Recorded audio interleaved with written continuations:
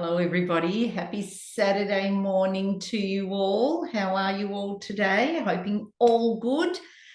We've had some weather conditions here in Melbourne and Victoria, so hopefully everybody's safe and well. We've had a little bit of damage to our place, but all good. We're all good. So hopefully the same to you. So today we're talking about preparing for ratings and assessment and what that is for services and what are some of the things that I see sitting at my end, working with approved providers, nominated supervisors, the leadership team. And we're going to go through I've got some tips for you and just, consistencies that are going on in the sector.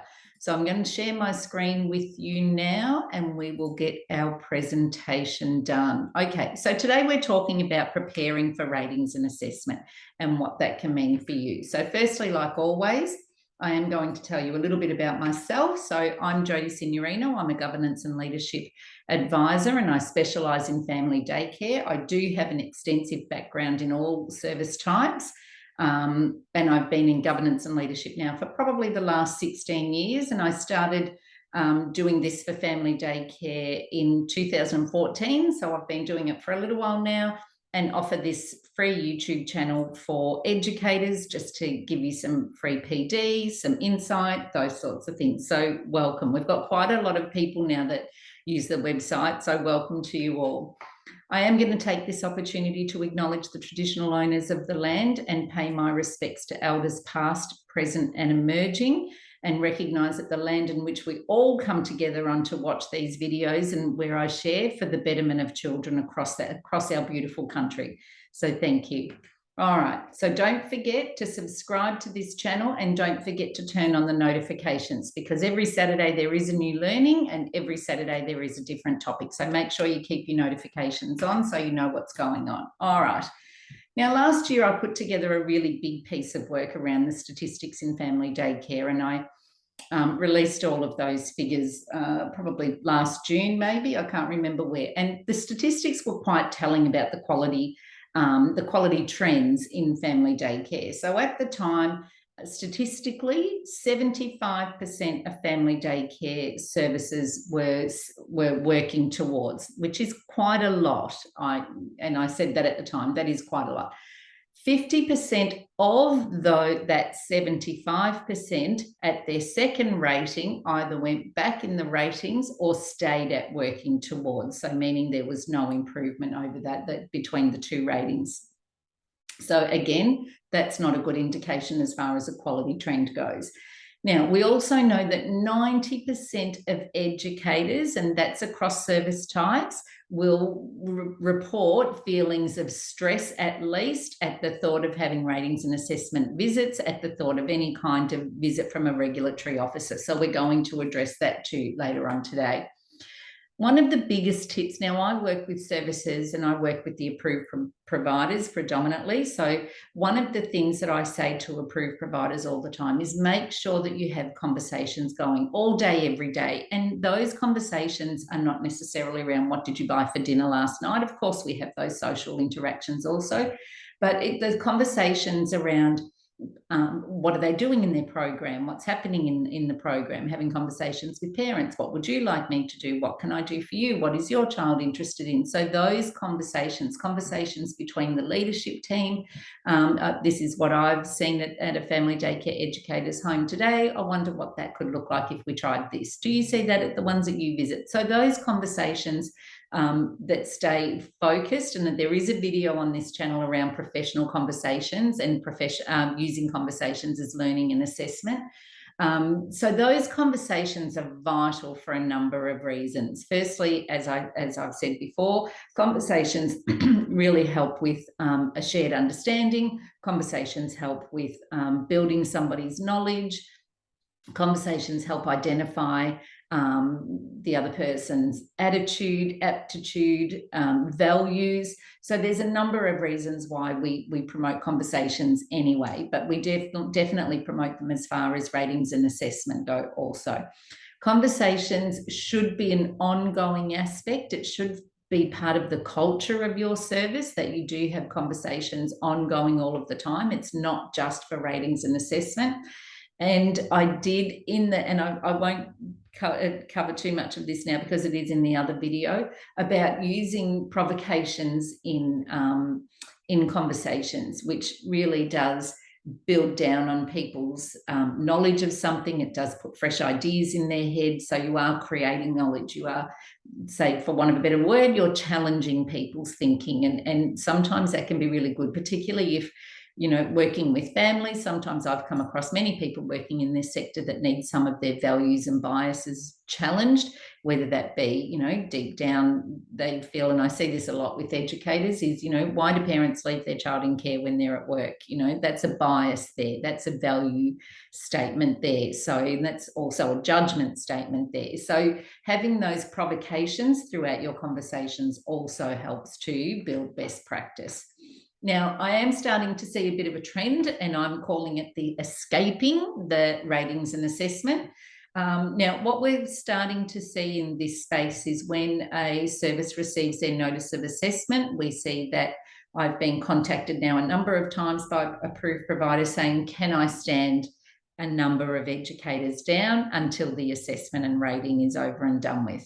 My response to that is, you are the approved provider, you do what you feel. However, why are you standing these or deregistering these educators if you're so unsure that they're not going to pass rating and assessment? For me, that is a really big question mark why that would happen. But we're also seeing educators that once the notice comes in for the assessment visits, even before they allocate which educator they're visiting, educators will say, oh, I'm sorry, I'm not going to be here for that. And they may stop work, or they deregister themselves, or they take some time off.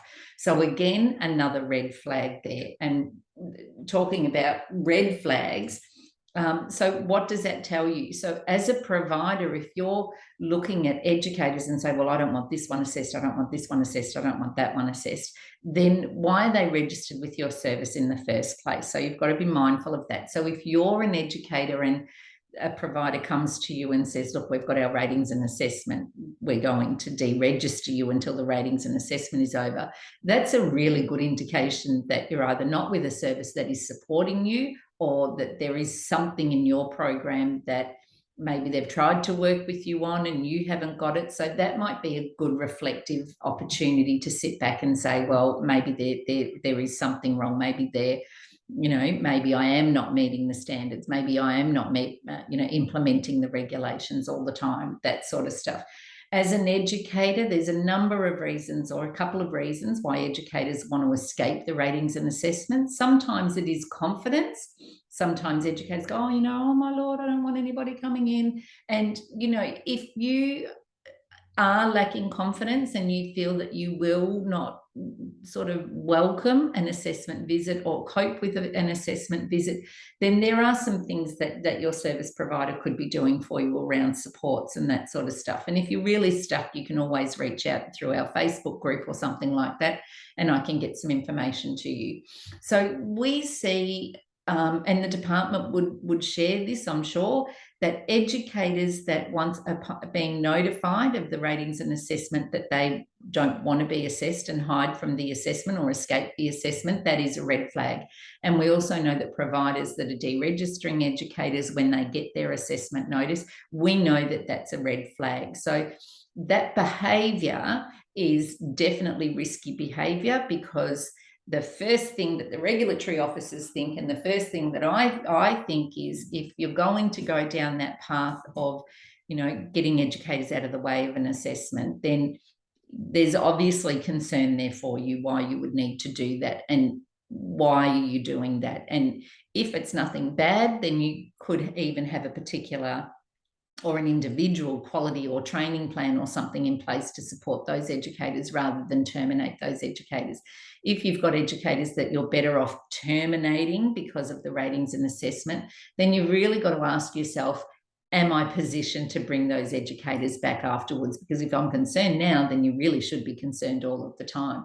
Educators, I'm going to talk to you a little bit about what you can expect from your service providers. You can expect to be supported. That's, you pay your levy every week to the service providers. So Their job is to support you through this process. And I know that many of you do, and many of you are supported. And I also know that statistically, again, we know that the most successful educators are the educators that do feel supported by their service. So you can expect support from your service all of the time, but particularly during the ratings and assessment, where, you know, stress levels may rise or questions may rise or those sorts of things, or you may feel you have to be doing something different for ratings and assessment. You can expect training and supports from your service provider, whether that many family daycare service providers will offer in-house training.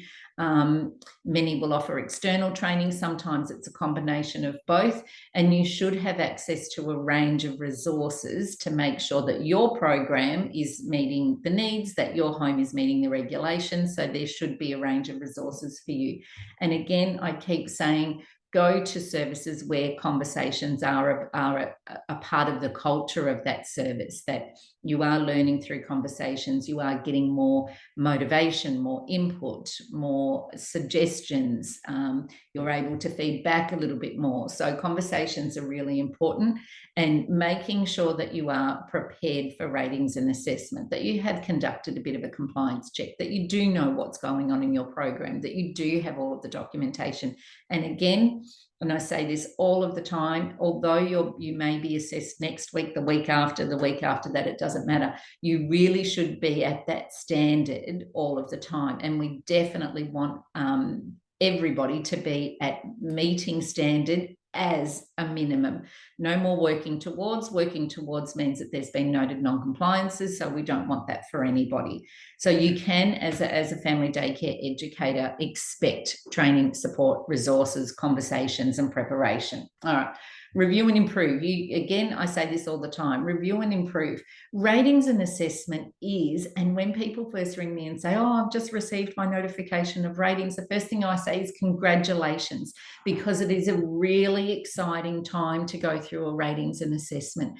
If an assessor observes something that you could be doing better, then that's a real opportunity for you as an educator to learn, for you as an educator to improve, or for you as a service to, you know, improve, or an opportunity to grow. It is a very exciting time, and the assessors are not coming to, you know, sort of whack you on the top of the head and tell you off. That's not what it's about. It's about assessing where you're at. And then once you go through that process, and if you haven't done it yet, the first one is the worst one. And the first one is the worst one more often not purely because you've built it up in your head.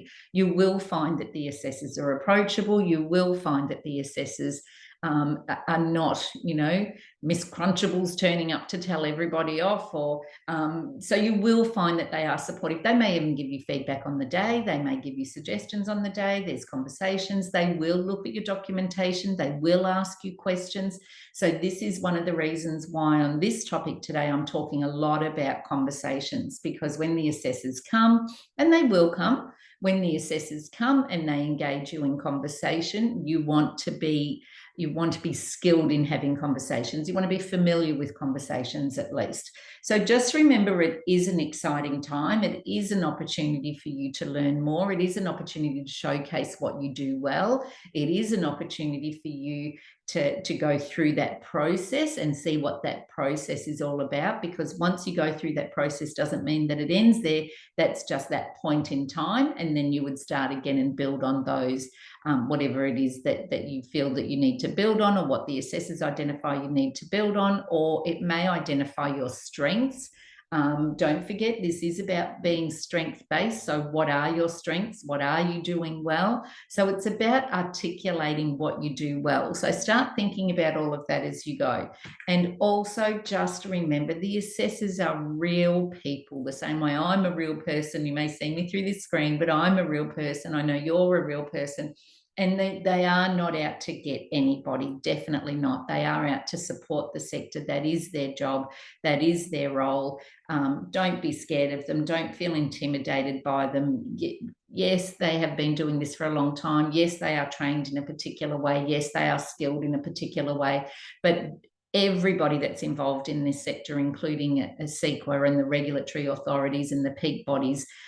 We are all here to make sure that education and care services are successful for you. We're here to make sure that they're obviously safe for children, and that children are getting the early childhood education that they deserve and they have a right to. So that really is the guiding principle behind everything that we all do. Now, you hear me talk a lot all the time about improvement strategies in family daycare. And as you are small business owners yourselves, family daycare educators, I advocate for having like a business approach or a business sense to what you do every day. And some of that is finances, and we talk about that in other videos. Some of that is customer relationships and parent relationships. We talk about that in another video. But in this one, having that perspective that this is your business that they're coming to, so that business mindset gives you that different perspective that takes away the feelings of doing families a favour. It takes away the feelings of feeling like families are taking advantage of you. So having that business perspective is very valuable to family daycare. We know that family daycare educators that have a business aspect and work with a supportive service provider, we know that we see truer partnerships in those organisations. So we know that it works there. We know that having that business mindset will also help you to improve and grow. So you may have your ratings visit, and based on that visit, you might recognise that you need to improve something. So how are you going to improve that? And sometimes that does come down to your budget and your capital inputs and those sorts of things. So how are you going to improve what you need to improve? You may recognise that you need to in order to get the finances to improve the way you want to improve, you might decide you want to take an additional child on, or you might want to do additional hours, whatever that is. So that business mindset also helps you with risk identification. And again, after a ratings visit, you may identify, because you're standing there with the assessor and you're looking at it through their eyes sometimes, and you go, oh my Lord, I wish I had changed that. So having that perspective really does help you assess your own risks, risk to you financially, risk to the children. There's a range of risks. And also having that mindset, and you are working for yourself, and you know that you're working for yourself, and this is for you and how you want to do things, then that will build your confidence. So when you are assessed, if you've got that confidence to face the assessor and talk with the assessor and engage with the assessor, then you'll be much better. It will go way better than if you don't. So definitely we want that confidence. We want confidence building. We want confident educators who can answer the questions that the assessors may ask, which it could start with something as simple as, tell me why you've got Play-Doh out today. Show me where the evidence is why you chose Play-Doh. Tell me why you're doing what you're doing. So we definitely need to have that skill. As always, I've got the free business plan template here for you, so grab that, and that will also help. So that's it for me this week. Have a wonderful weekend, everybody, and I will see you back here next Saturday. So happy preparing for your ratings and assessment. And remember, if this is the first time you've done your ratings and assessment and you are running around crazy trying to get prepared for it, please don't be like that next time. It's an ongoing process, and you should be ready for ratings and assessment all day, every day. And then that takes the stress out of being assessed also. All right, enjoy your weekend. See ya. Bye. Oh, now I've got to stop the share. All right, enjoy. See ya.